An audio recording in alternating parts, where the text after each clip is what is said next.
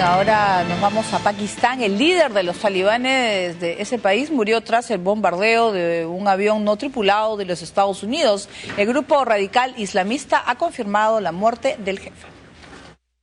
El ataque de un dron estadounidense ha matado al jefe de los talibanes de Pakistán, Hakimullah Mehsud. La noticia ha sido confirmada por el mismo grupo insurgente. En medio de un intenso debate sobre la efectividad y coste en vidas civiles de estos bombardeos desde aviones no tripulados, el ataque supone un golpe para los radicales yihadistas. El gobierno de Islamabad incluso se encuentra entablando conversaciones de paz con los islamistas. Mehsud, cuya edad bordea los 30 años, era uno de los hombres más buscados de Pakistán. Estados Unidos fijó una recompensa de $5 millones por su cabeza después de que apareciera junto a un terrorista suicida jordano que mató a 4 miembros de la CIA en una base en Afganistán en 2009. Los talibanes pakistaníes han matado a miles de civiles desde que en 2007 lanzaran su insurgencia contra el gobierno de Islamabad por cooperar con Estados Unidos en la guerra contra el terrorismo. También fueron responsables del atentado a la joven activista Malala Yousafzai. Así es, esta muerte ocurre un día después de que el primer ministro abriera las conversaciones de paz con los fundamentalistas. Eso lo afecta, me imagino que muchísimo, sí, ¿no? Aparentemente uno de los propósitos de la reunión en la que fue muerto este líder del talibán pakistaní, aunque es muy difícil distinguir entre la rama afgana y la pakistaní, porque esa zona es una zona de operación, digamos, del talibán en general, y todos pertenecen a la etnia pashtún. Pero en todo caso, uno de los propósitos de la reunión era discutir la propuesta de negociaciones del gobierno pakistaní. No habría que descartar la posibilidad de que el gobierno de Estados Unidos quiera boicotear esa negociación. ¿Por qué? Porque presumo que no quiere que sea considerado un interlocutor válido un grupo que ataca blancos norteamericanos y al cual Estados Unidos está atacando con drones, cosa a la que se oponen tanto el talibán pakistaní como el nuevo gobierno de Pakistán. Es una mera especulación, no lo sé con certeza. En todo caso, este líder del talibán pakistaní cometió el error de la vanidad. Empezó a aparecer en, digamos, reportajes televisivos como el que vemos aquí atrás o el que vimos en el reportaje. Fue entrevistado por la BBC recientemente. Muy probablemente estos periodistas hayan sido monitoreados por servicios de inteligencia estadounidenses y tal vez de esa manera hayan dado con su paradero. Claro, y sobre todo cuando ahora se está cuestionando el uso y efectividad de los drones, ¿no? Que ha causado la muerte de muchas personas civiles, se estaban cuestionando, y ahora la muerte de un líder talibán, para que la población pueda decir, bueno, el coste, ¿no? de esta guerra contra el terrorismo es, bueno, pueden morir a los civiles, pero... Claro, en este caso el ataque fue, todo parece indicar, muy eficaz. No habría civiles inocentes entre las víctimas.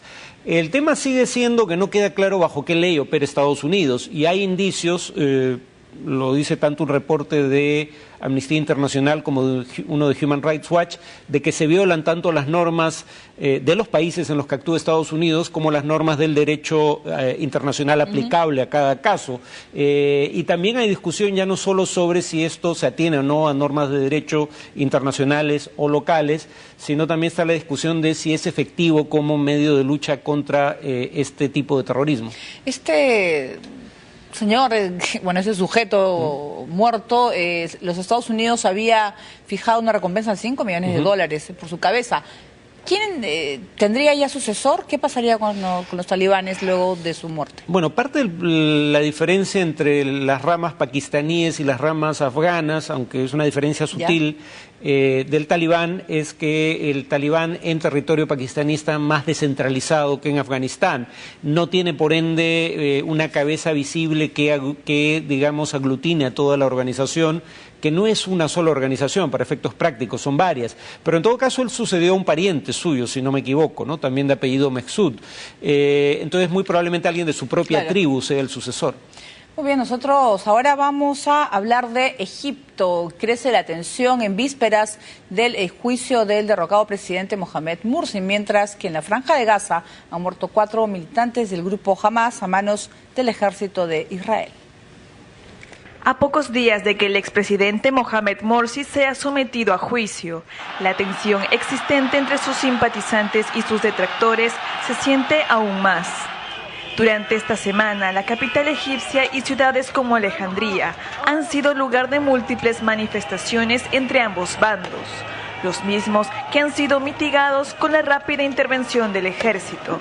Morsi y otros 14 dirigentes de la hermandad musulmana están acusados de incitar a la violencia contra manifestantes el pasado mes de julio y por la muerte de una docena de personas frente al Palacio Presidencial en diciembre del año pasado, tras el decreto legislativo que ampliaba sus poderes. En previsión de las protestas que opositores y partidarios han convocado, unos 20.000 policías y soldados velarán por el comienzo del proceso judicial este lunes. Las autoridades han asegurado que actuarán con decisión y fuerza para evitar cualquier tentativa de asaltar la sala del juicio. De otro lado, en Israel, 4 miembros del brazo armado de Hamás han muerto en incidentes violentos contra soldados del Estado judío. Aunque el gobierno de Israel ha evitado pronunciarse y no ha dado detalles al respecto, portavoces de Hamás explicaron que tanques israelíes entraron en la franja de Gaza. Los enfrentamientos estallaron cuando los militantes dispararon proyectiles de mortero contra los tanques israelíes. Tras este enfrentamiento, se sabe también que 5 soldados israelíes han resultado heridos y uno de ellos está de gravedad.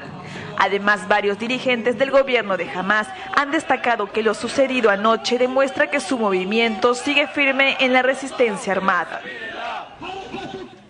Bien, quizás la franja de Gaza vive la peor ola de violencia en lo que va del 2013.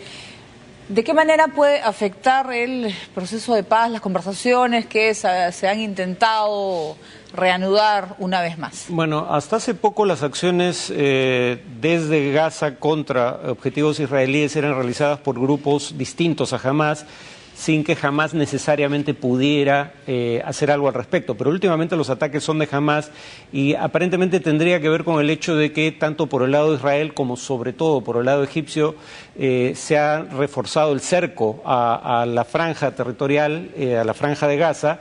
Y el tema aquí es que si bien eso lleva a estrangular económicamente a Hamás, tiene como efecto colateral someter a presión económica a 1,5 millones de personas, lo cual bajo el derecho internacional es absolutamente inadmisible. Entonces creo que lo que Hamás está intentando hacer es abrir el paso de combustible fundamentalmente para generar electricidad y otros bienes que están escaseando en la franja de Gaza. Y en el tema de Egipto está el juicio que va contra Mohamed Morsi. Bueno, objetivo no creo que sea. O sea, es lamentablemente toda la persecución que hay contra los hermanos musulmanes. ¿Qué es lo que se espera? ¿Qué es lo que puede sucederle a Mohamed Morsi? ¿Una pena de que 20 años más? ¿O pena de muerte? ¿Sería lo peor? Bueno, quién sabe. Hay pena de muerte en Egipto y de aquello de lo que se le acusa, tal vez, no estoy seguro, ¿no? Pero podría llevar implícita la pena de muerte. Acá el tema es el siguiente. Yo no dudo de que bajo circunstancias normales sea lícito acusar a el gobernante de medidas de represión que provocan la muerte de manifestantes.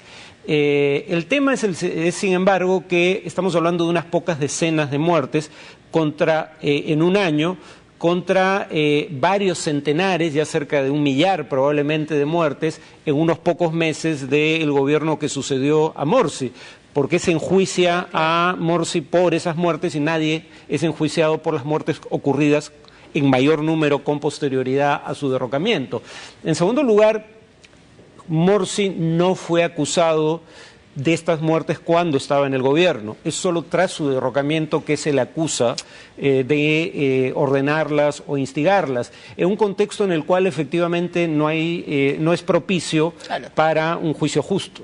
Vamos a ver qué pasará con Mohamed Morsi, pero nos vamos primero a México, ya que se halló un narcotúnel muy sofisticado y de alta tecnología. Con este son 5 pasajes subterráneos que las autoridades en Estados Unidos han descubierto en su frontera.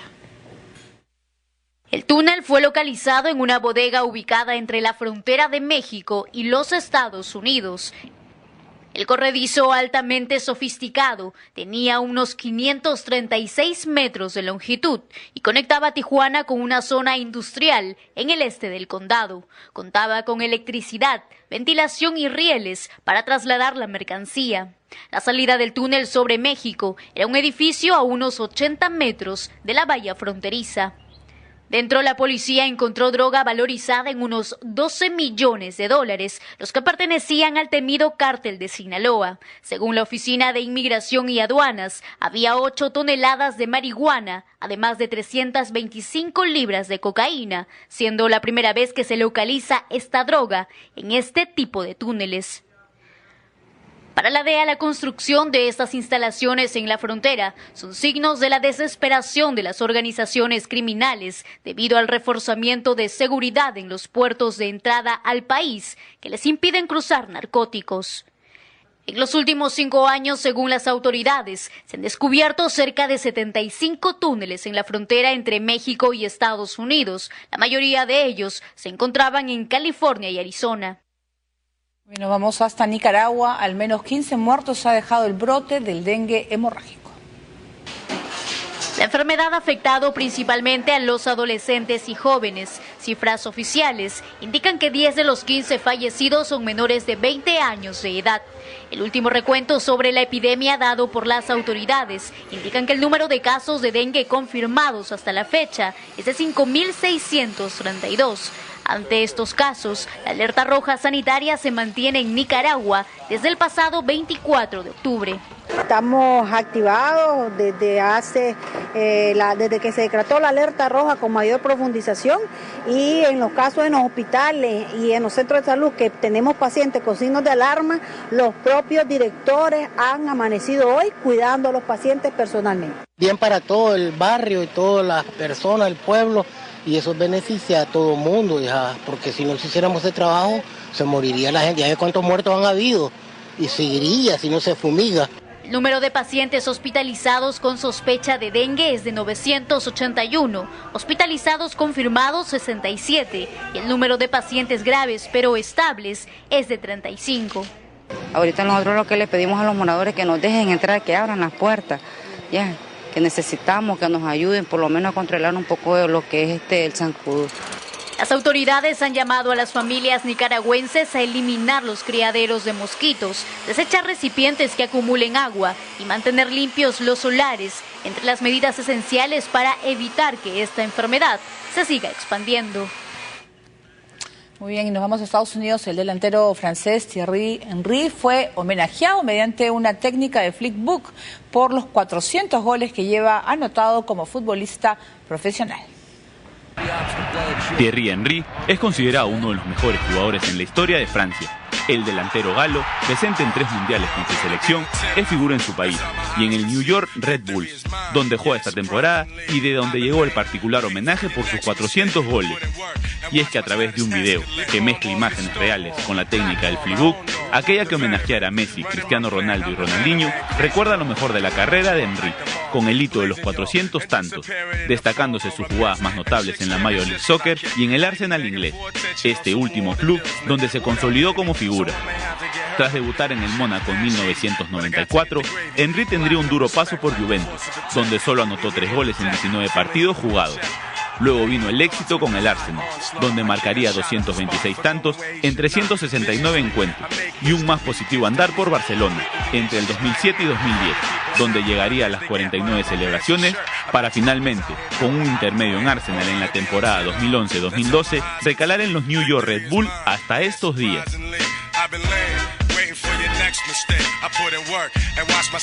Nosotros vamos a hacer una breve pausa, pero vamos a regresar para contarles cómo celebraron los Obama Halloween en